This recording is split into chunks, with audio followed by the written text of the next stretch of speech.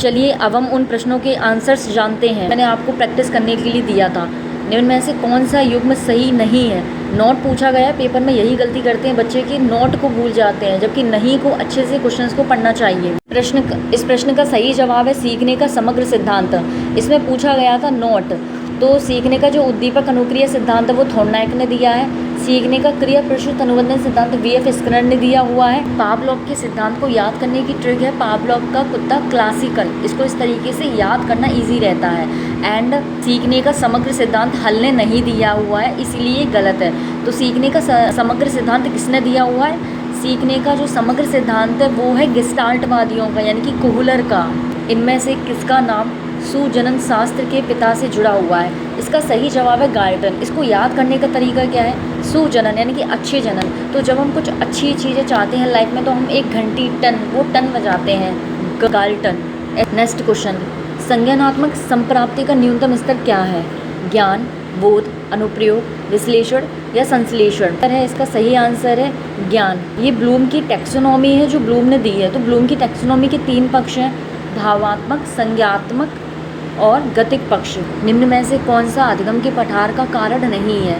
प्रेरणा की सीमा, विद्यालय का असहयोग, शारीरिक सीमा, ज्ञान की सीमा। सही जवाब है विद्यालय का असहयोग। अधिगम अनुभव और प्रशिक्षण के परिणाम स्वरूप व्यवहार में परिवर्तन, यह कथन किसके द्वारा दिया गया है? सही जवाब है गेट्स व अन्य। तो याद करने का तरीका है गेट्स, तो गेट से याद करेंगे जब हम गेट खोलते हैं या कोई, तो गेट खोलते हैं, अन्य लोग आते हैं, अन्य लोग आते हैं तो उनसे अधिगम करते हैं, सीखते हैं, अनुभव लेते हैं। इस तरह से आप याद कर सकते हैं। नेक्स्ट क्वेश्चन, स्टैनफोर्ड विनय परीक्षण मापन करता है व्यक्तित्व का, पढ़ाने की दक्षता का, बुद्धि का। इसका सही जवाब है बुद्धि का। स्टैनफोर्ड विनय परीक्षण बुद्धि का है। अंतर्मुखी व्यक्तित्व एवं बहिर्मुखी व्यक्तित्व का वर्गीकरण किसने किया है? सही जवाब है यूंग। फ्रायड ने मनोविश्लेषण सिद्धांत दिया है या फिर मनोलैंगिक सिद्धांत दिया है? बच्चों के सामाजिक विकास को प्रभावित करने वाले कारक है। जवाब है इसका सामाजिक पर्यावरणीय तत्व। इस क्वेश्चन को ध्यान में रखने का तरीका है, देखो क्वेश्चन में ध्यान से, बच्चों के सामाजिक विकास को प्रभावित करने वाले तत्व, तो क्वेश्चन में सामाजिक वर्ड आया है और प्रश्न में जिस ऑप्शन में सामाजिक हो वो क्वेश्चन सही होगा, उसका आंसर वो सही होगा। निम्न में से कौन सा शारीरिक विकास का एक प्रमुख नियम है? मानसिक विकास से भिन्नता का नियम, अनियमित विकास का नियम, द्रुतगामी विकास का नियम, कल्पना और संवेदनात्मक विकास से संबंध का नियम। इसका सही जवाब है द्रुतगामी विकास का नियम। ये शारीरिक विकास का नियम है, महत्वपूर्ण है। समझ लीजिए कि द्रुतगामी विकास का नियम क्या है। द्रुत का अर्थ होता है रैपिड, यानी कि जल्दी से वृद्धि। तो शैशवावस्था वो समय होता है जहाँ पर शारीरिक विकास तेज़ी से होता है। 0 से 2 वर्ष शैशवावस्था में जो शारीरिक विकास होता है, यानी कि शरीर का बढ़ना बहुत तेज़ी से होता है। निम्न में से कौन सा विकास का सिद्धांत नहीं है? फर्स्ट, अनुकूलित प्रत्यावर्तन का सिद्धांत। सेकंड, निरंतर विकास का सिद्धांत। परस्पर संबंध का सिद्धांत। समान प्रतिमान का सिद्धांत। सही जवाब है अनुकूलित प्रत्यावर्तन का सिद्धांत। निरंतर विकास का अर्थ होता है कि विकास निरंतर होता रहता है, कभी रुकता नहीं है, लाइफ टाइम डेवलपमेंट होता रहता है। परस्पर का अर्थ होता है कि शारीरिक विकास, मानसिक विकास, ये एक दूसरे से रिलेटेड होते हैं, ये एक आपस में कनेक्टेड होते हैं।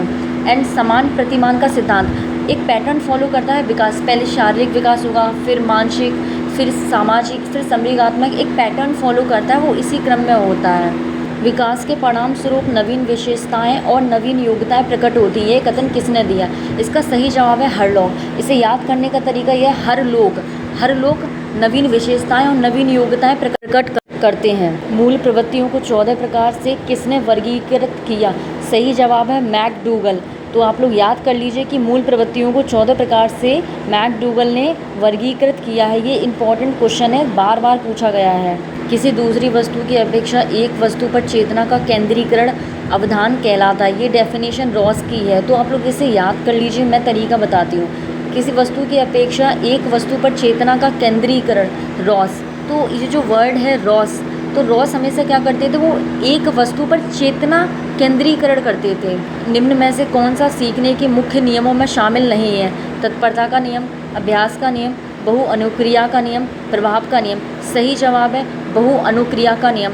मैं आपको बता दूं, थॉर्नडाइक ने मुख्य नियम दिए हैं सीखने के। तो जो बहु अनुक्रिया का नियम है ये फर्स्ट में नहीं आता, ये सेकंड में आता है, गौड़ नियम है। 12 से 16 वर्ष के बच्चों के लिए हिंदी में डॉक्टर एस जलोटा ने कौन सा परीक्षण प्रतिपादित किया था? अशाब्दिक बुद्धि परीक्षण, साधारण मानसिक योग्यता परीक्षण, आर्मी अल्फा परीक्षण, चित्रांकन परीक्षण।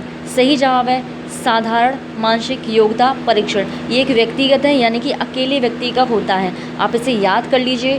12 से 16 वर्ष है, डॉक्टर एस जलोटा ने ये परीक्षण किया था, मानसिक योग्यता परीक्षण। डॉक्टर एस जलोटा परीक्षण के बारे में कुछ मुख्य बिंदु जान लेते हैं। सबसे पहले ये 12 से 16 वर्ष के बच्चों के लिए प्रतिपादित किया गया था, यानी कि जो किशोरावस्था वाले बच्चे होते हैं उनके लिए, और ये एक बुद्धि का परीक्षण है। वैसे तो ये व्यक्तिगत और ग्रुप में मिल जाएगा। सबसे पहले ये जो है जो हमारे हिंदी की मनोवैज्ञानिक है उन्होंने किया था। इससे पहले हिंदी में, यानी कि हिंदी जानते हैं, उनकी एक IQ लेवल टेस्ट किया जा सके। बाद में इसे अंग्रेजी भाषा में कर दिया गया था। क्वेश्चन नंबर 30, बुद्धि के द्विकारक सिद्धांत का प्रतिपादन किसने किया? Thorndike, Spearman, Vernon, stern. इस प्रश्न का सही जवाब है स्पीयरमैन। इसे इस प्रकार याद करना है, स्पीयरमैन। 2 शब्द हैं, तो 2 शब्द यानी कि द्विकारक सिद्धांत किसने दिया? स्पीयरमैन ने दिया। एक लास्ट क्वेश्चन देख लेते हैं, जो 17 नंबर का क्वेश्चन हमसे छूट गया था। एक बालक जो साइकिल चलाना जानता है, मोटर बाइक चलाना सीख रहा है, यह उदाहरण होगा। तो क्षैतिज अधिगम अंतरण का, ऊर्ध्व अधिगम अंतरण का, द्विपार्श्विक अधिगम अंतरण का, कोई भी अधिगम अंतरण नहीं। इसका सही जवाब है ऊर्ध्व अधिगम अंतरण का। समझ लेते हैं कि ये अंतरण होता क्या है। सबसे पहले हम अंतरण समझ लेते हैं। जब आप कुछ सीखते हैं या पहले से जानते हैं, फिर आप उसमें कुछ नया ज्ञान ऐड कर लेते हैं, तो उसको हम अधिगम अंतरण कहते हैं। ये जो मैं यहाँ पे दिखाया जा रहा है, ये आपका एग्जाम्पल है क्षैतिज अधिगम अंतरण का। जब आप स्कूल में गणित सीख लेते हैं, जोड़ घटाना सीख लेते हैं, और वही जोड़ घटाना आप मार्केट में जाकर किसी वस्तु को खरीदने में उसका इस्तेमाल करते हैं, यानी कि उसका यूज़ करते हैं, तो उसे ही हम क्षैतिज अधिगम अंतरण कहते हैं, यानी कि हॉरिजेंटल ट्रांसफ़र ऑफ लर्निंग कहते हैं। हॉरिजेंटल लाइन भी सुना होगा, बिल्कुल सीधी लाइन होती है, इसका मतलब भी यही है सेम। ऊर्ध्व अधिगम अंतरण, साइकिल सीखी पहले आपने, फिर आपने मोटर बाइक चलाना सीखी, इसको बोलते हैं vertical transfer of learning. Vertical line एकदम सीधी होती है, यानी कि पहले आप लो लेवल चीज़ें सीखते हैं, फिर हायर लेवल चीज़ें सीखते हैं। द्विपार्श्विक अधिगम अंतरण, इससे प्रश्न पूछा जा चुका है प्रीवियस पेपर में। सबसे पहले हम राइट हैंड से लिखते हैं, फिर हमारा यही वाला ज्ञान लेफ्ट हैंड में आता है। तो ये दोहरा एक तरीके से अधिगम अंतरण भी बोलते हैं इसे, यानी कि बाईलैटरल ट्रांसफ़र ऑफ लर्निंग। इसे याद रखिएगा कैसे, हमारे पहले हम इस हाथ से एंड फिर दाएं हाथ से, तो 2 हाथ हो गए ना, तो द्विपार्श्विक। याद करने का तरीका इस प्रकार है। अगर आपको हमारी ये वीडियो अच्छी लगी हो तो चैनल को लाइक, शेयर एंड सब्सक्राइब ज़रूर कीजिएगा। Thank you watching my video.